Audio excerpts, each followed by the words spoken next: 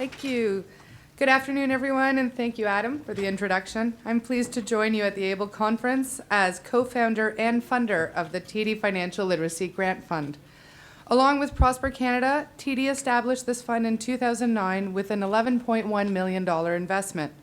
The goal was to support innovative programs and resource development aimed at reaching vulnerable Canadians in communities across the country. Thanks to the extraordinary efforts of many organizations in this room today and across Canada, this investment has certainly paid off, generating a priceless return in the form of new knowledge, skills, confidence, and hope for tens of thousands of Canadians, and for some, transformative positive change in their lives. Through the fund, we were able to support 139 projects reaching over 74,000 people, from newcomers to youth, to Aboriginal communities, to those facing homelessness and in conflict with the law and living with disabilities. You'll learn more about the results of these important investments very shortly. I did want to highlight that grantee organizations taught us a tremendous amount about the financial lives of Canadians with low incomes and the unique challenges they face. Challenges that we at TD will now be able to consider as we continue to support the sector. I'm also going to take into consideration the comments of Dr. Sharif today, obviously, when you consider the behavioral components of this as well. And challenges that still may not be fully understood by financial institutions generally, policymakers, and by the overall Canadian population. The Grant Fund has also proven to be an important source of new insights and knowledge about the specific needs of diverse groups of Canadians living in or at risk of poverty. These insights now provide us with the know-how to properly design resources and deliver financial literacy programs and supports to effectively meet a wide range of needs. At the same time, grantees have also highlighted some key challenges that we, all of us here today, need to address if we want Canada's now vibrant community financial education field to continue to grow its reach and impact and to be sustainable in the future. Any investment is always a decision about risk versus reward. The upcoming presentation will, I believe, make clear to everyone that our investment in the TD Financial Literacy Grant Fund was invaluable. And it's thanks to the passion, commitment, and dedication of the community organizations that transformed our financial contribution into real hope and opportunity for so many Canadians. TD remains committed to building the financial literacy capability of vulnerable Canadians and to working with Prosper Canada's Centre for Financial Literacy, along with our many partners here today, to help ensure that the legacy of our investment and our continued support in this field creates a vibrant and sustainable financial education field that is there for vulnerable Canadians when they need it. As Jane mentioned, the Government of Canada's National Strategy for Financial Literacy, Count Me in Canada, is a call to Canadians and organizations from across sectors to contribute to building the financial literacy of every Canadian. And as we kick off Financial Literacy Month today, TD is very proud to be a part of this effort. To give us a more detailed overview of the TD Financial Literacy Grant Fund, I'd now like to introduce Liz Mulholland, CEO of Prosper Canada, to share some of the key learnings as the fund sunsets this December. But before Liz takes the podium, I just want to say, on behalf of TD Bank Group, thank you to Prosper Canada, particularly Liz, Michael Scott, and the rest of the Grant Fund team, not only for establishing the guidelines for the fund, but its overall administration and the coordination of 9 open calls for applications between 2010 and 2014. I've also seen some of our colleagues that were on the selection committee for these projects, and I want to thank them for their time and volunteer dedication as well. Thank you. Enjoy the learnings. Hopefully it'll help you as you continue to design your programs, and enjoy the rest of the conference.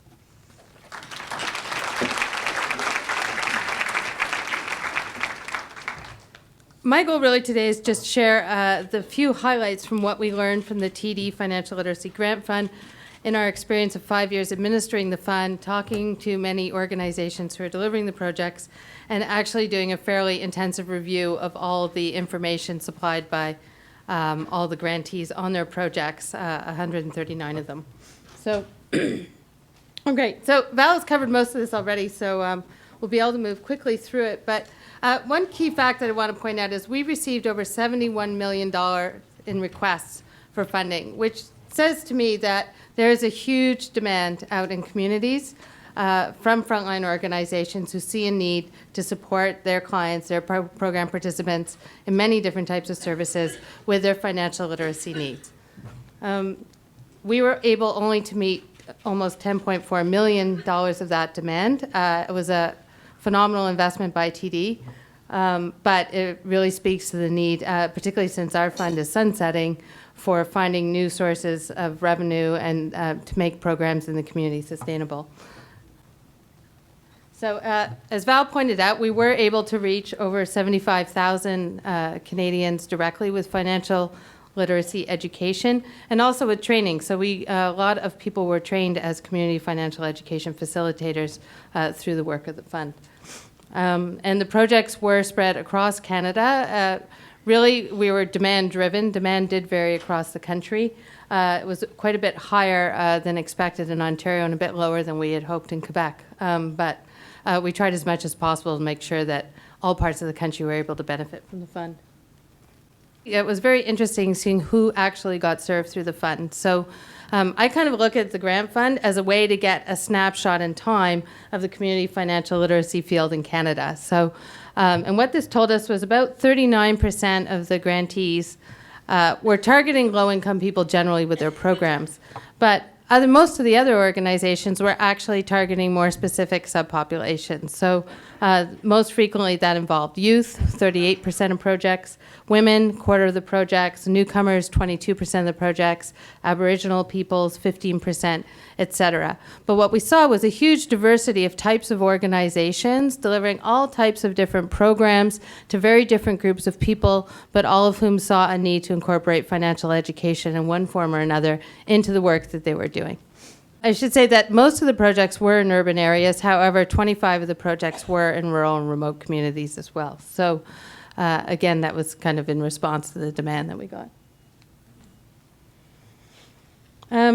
We also were kind of interested in what types of organizations were doing financial education work, and we really saw an extraordinary diversity in terms of the size of the organization. So if you look at the pie chart, about half of the projects, the organizations varied in size by annual revenue from about $500,000 up to $3 million. Then we had another quarter that were kind of in the $3 million to $10 million range of annual revenues. About a fifth were over $10 million in revenues, and then we had a small number that were under $500,000 in revenues. So really organizations of every possible size. And on the right, you can see kind of what the core focus of these organizations was in terms of their mission. And you can see it was everything from, and some of them focused around target populations, some around types of programming, but everything from social policy research, seniors, health, mental illness, youth programming, economic development, multi-service agencies, literacy. So really the whole gamut of what you see in communities at the front line. In terms of the way that organizations delivered financial literacy, 65% of them did what we commonly think of when we think of financial education, which is really group workshops. However, a whole variety of organizations actually tried other innovative approaches through online learning, creation of board games, video contests, comic book, field trips to banks, and also a number of them were running actually community financial educator training as well. But 1/3 of the projects actually chose to deliver financial literacy supports one-on-one with people. And I think this goes a little bit to what Dr. Shafir has been talking about today, that, group education and knowledge, transfer of knowledge can take people so far, but a lot of people when they're struggling with issues and stuff need much more hands-on help if they're actually going to move forward in solving some of their financial challenges. And we know from talking to many of our partners in the field that many groups that start out doing group workshops actually ended up adding one-on-one financial literacy support because they realized that participants in those workshops are coming to them and asking for more help and saying, I want to start making changes, but I can't do it just on what you told me in that workshop. So a very important learning and a key takeaway from this is really a very high demand for one-on-one support for people in addressing their financial issues. Financial literacy is very important, it's necessary, but it's often not sufficient to actually address some of the barriers that people are facing in their lives. In terms of language of delivery, most projects were in English or French, as you can see, but 15% of the grantees actually delivered projects in other languages in addition to English or French. And you can see there are 30 different languages here, really covering the globe. It's quite phenomenal. Most organizations said that they use volunteers or staff members who spoke multiple languages as a supplement to their core educator to help translate resources, materials, or interpret for community members. And basically because many newcomers to Canada, English language or French language skills are not there yet. So this is a real barrier to them becoming financially included into building their knowledge of how financial services work in Canada, their own financial literacy. So very important consideration, given that we are a country that relies on newcomers for our future. So. In terms of the legacy effects that Val referenced, this was a 5-year fund. It was designed from the get-go to sunset in 5 years. And when you do that, you're always kind of keenly aware that you're creating something and then taking it away. So you hope that you're actually going to be creating some kind of more lasting effect in communities. Our hopes were not entirely disappointed, happily. So we saw that 72% of the projects that we funded created one or more financial literacy resource. We'll come back to this in a moment, but 52 of those organizations created curricula or adapted curricula to meet the specific needs of a particular target group. 48 organizations plan to keep using one or more of these resources that they created after their project had ended, after the project funding had ended. And 77 shared their resources that they created with other organizations. So we are seeing some of what Jane is hoping what we'll see more of, which is organizations creating resources but then sharing them more broadly and continuing to use them. The fund also didn't just fund frontline delivery. It actually funded some very important research that was undertaken. And one of the most impressive things that came out of the grant fund was 2 very large pieces of work by the Aboriginal Financial Officers Association of Canada, which conducted an international scan and literature review on Indigenous financial literacy, looking at a number of countries, and then actually worked and consulted with Aboriginal communities across Canada to create an Aboriginal financial literacy needs assessment and framework to help inform the development of financial supports for Aboriginal peoples in Canada. So I encourage everybody who's interested to contact AFOA Canada about that. We also had some very important work done on engaging marginalized youth in financial education and a best practice guide to promoting seniors' financial health. One of the things that we did note, though, as a potential area of overlap and duplication was this kind of so many organizations trying to either create curriculum from scratch or trying to take a curriculum that existed but really tailor it for the needs of the groups that they were working with, which is very important and is the right thing to do. One size fits nobody in financial education. We've learned that the hard way. So, but it is worrying to see so many organizations that are struggling to put resources together to do this work, creating curricula and then from scratch rather than being able to access something that's already good quality, tailored, relevant for the group that they're working with. That perhaps could be made freely available. So that's definitely something that we'll continue to collaborate and work with on how do we expand access to those types of resources so groups don't all have to try and create them from scratch. Grantees also told us quite a bit about what they saw as the benefits of financial literacy education for the people that they were working with. So I know that Eldar is a bit skeptical about the impact of financial literacy education, but I sometimes wonder if we're always measuring the right thing. So I thought it was quite instructive. And these aren't evaluated results in every case, but they're perceptions from people working the front line who know the people they work with quite well. So what they told us was they did see changes in financial knowledge, skills, and confidence. They also saw real value in working with people around setting financial goals and working on action plans to help people move forward to achieve them. What they also saw was financial literacy education was a gateway to connecting people to other important community supports and resources, in particular connecting them to tax filing supports and help getting their benefits, which has a very direct impact on their income. So we know the fastest way to help somebody who's low income, if they haven't tax filed, is to get them to tax file or to access other government benefits.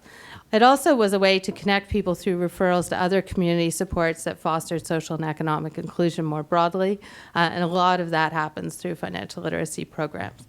And finally, a lot of people talked about seeing a real reduction in fear and stress and stigma that often accompany poverty and particularly financial troubles. So, and I think we can all experience stress and fear from our financial problems, but when you combine that with deep poverty, it can become unbearable. So I think that's something to look at is that important emotional dimension of empowering people.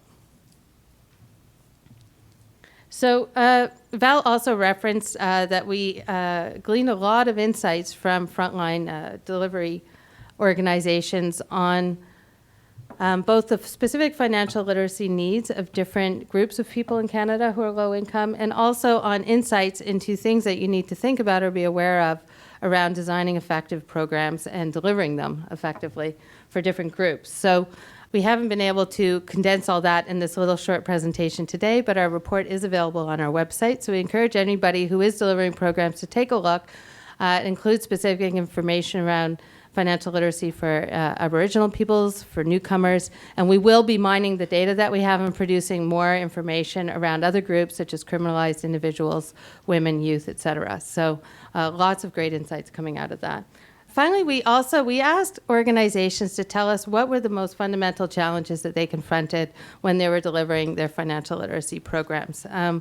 And a number of issues came up that really were echoed over and over and over again by organizations that participated in the fund. So what I want to do is just highlight these because I think these are really sectoral challenges that folks in this room can usefully put their heads together around figuring out how we're going to address them. So the first one was actually finding people who are skilled financial literacy educators to deliver programs in communities. So it's hard to find a lot of these people walking around unemployed right now. If you want to hire one, even people who had received some training found they needed ongoing training that often wasn't available to them. And then folks had staff turnover, and if they lost somebody who was a skilled educator, they often had trouble replacing them. So some of the solutions that agencies came up with were don't use that grant money that we got to go out and hire somebody who's a skilled financial literacy educator. Let's educate somebody who's already delivering programs on our staff, teach them to become a financial educator, and then let's try to integrate financial education into our other existing programs so it can carry on in a more sustainable way. And also groups turn to leveraging skilled volunteers, so reaching out to people in the accounting profession, business, et cetera, people who have experience. However, there's still some ongoing needs for longer-term solutions. So really looking at can we create more accessible training opportunities that go beyond just basic training for financial literacy educators and provide more in-depth opportunities for them to develop. And also creating more readily available, tailored, relevant financial literacy resources that staff in community organizations can have access to rather than trying to create their own from scratch. The second issue was just meeting demand, and I think we've already heard quite a bit about this morning, but demand really exceeded the capacity to deliver out in community.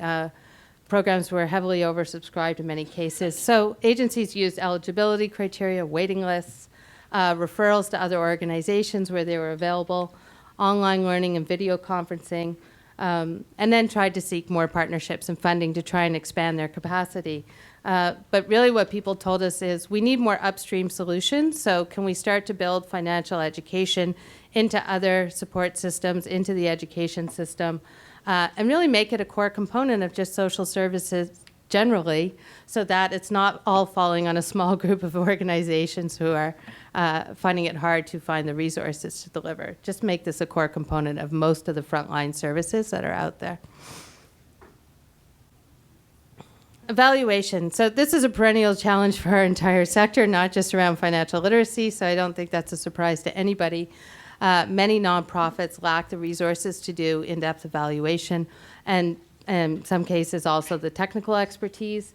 Also, when projects are very short, it's difficult to actually have the runway to achieve impact, let alone to do proper impact assessment, which might involve longer-term follow-up with clients, et cetera. And when you're working with clients who are extremely marginalized or vulnerable, getting people to fill out surveys, not such a slam dunk. And it's also difficult to do follow-up with clients who may not have stable housing, who may be moving around a lot or difficult to contact. So those are just a few of the challenges. But what people identified, they didn't have a lot of solutions to offer that they had on hand, but they did say that they would like to see work done to create some shared metrics, more evaluation supports to make it easier for frontline organizations to do a good job of measuring the impact of their programs, and to look at longer project funding timelines if they're going to be providing financial supports to people. And then, of course, the perennial challenge of sustainability of programs. Again, this is not a surprise to anybody. There are very few dedicated funding sources for financial education work or even financial empowerment work in many cases, more broadly. It's more costly to work with really deeply marginalized populations as well. They need more supports, and we heard a lot about that, and there's information on that in our report. And also, organizations often found it hard to cobble together the resources to actually do the work needed to adapt and tailor curricula to the specific challenges that their clients are facing. Again, the solutions are not surprising. Most of them tried to just build their financial literacy work into other programs that had ongoing funding so that they could continue to deliver it. Many just scaled down the scope and delivery.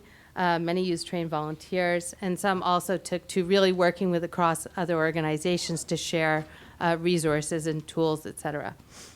But people have said what they really want is more free, quality, tailored resources for different target groups, and they would like, again, to see financial literacy really embedded into other social services on an ongoing basis. So in conclusion, I think the Financial Literacy Grant Fund has really helped to seed and develop Canada's fledgling community financial education field. It did help to build, we hope, the financial literacy of over 75,000 vulnerable Canadians. And we do think it's left a legacy in terms of capacity in communities, and a very important one. The goal now is really to leverage that capacity to build greater sustainability, to really expand our reach, and really to improve our impact and our ability to measure that impact and make our programs more effective. So some of the things that we'll be working on at Prosper Canada in concert with our partners Enable and others here in this room is increasing training opportunities, integrating financial education and financial empowerment supports more broadly. I think, again, financial literacy is not a standalone program. I think most organizations out there are delivering financial education in concert with a whole array of other supports to people, and we heard over and over again that that is the only way that's going to be really effective for folks. We also will do more work to support creation and sharing of good quality financial literacy and financial empowerment resources, and enhancing evaluation support to the front line. So, and we look forward to working with all of you to make headway against those goals. Thank you very much.